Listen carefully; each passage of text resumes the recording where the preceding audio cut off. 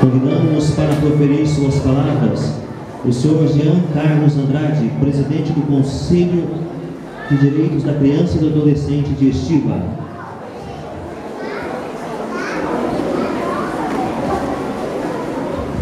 Obrigado, Tadeu. Obrigado pela oportunidade. Boa noite a todos. Proferir só algumas poucas palavras.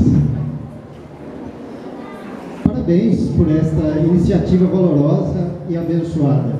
O lançamento de um selo comemorativo é de grande importância e de extrema relevância.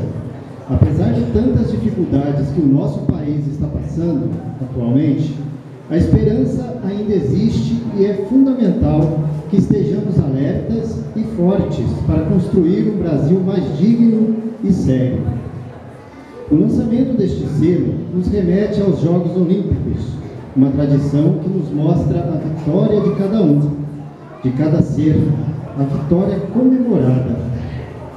É uma bênção, repito, a organização deste evento em seu íntimo, pois é a esperança da superação de cada um de nós. Assim, é uma honra fazer parte desta história e reverenciar o seu objetivo maior, a união dos povos em prol de um só objetivo.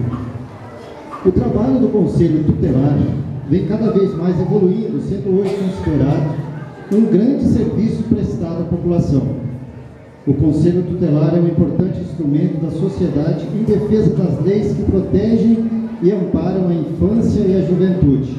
Ele é o guardião do Estatuto da Criança e do Adolescente. Por isso me sinto muito honrado em estar representando este órgão aqui hoje. Nossas crianças e adolescentes precisam contar com o apoio não somente do Conselho Tutelar, mas sim de toda a nossa sociedade, porque somente com a união, os laços que protegem a infância e a juventude serão fortalecidos. É muito importante destacar que o cuidado para com a criança e o adolescente cabe principalmente à família. Esta mesma família não deve transferir este cuidado para o Conselho Tutelar, pois se a família não fizer a sua parte, dificilmente os outros segmentos terão sucesso com a prevenção dos danos futuros e a regeneração dos danos passados. Mas, contudo, se observarmos a ausência do núcleo familiar, aí sim cabe a todos nós, governo, sociedade e suas instituições, constituir uma rede de atendimento para garantir a efetividade da ação do Conselho Tutelar.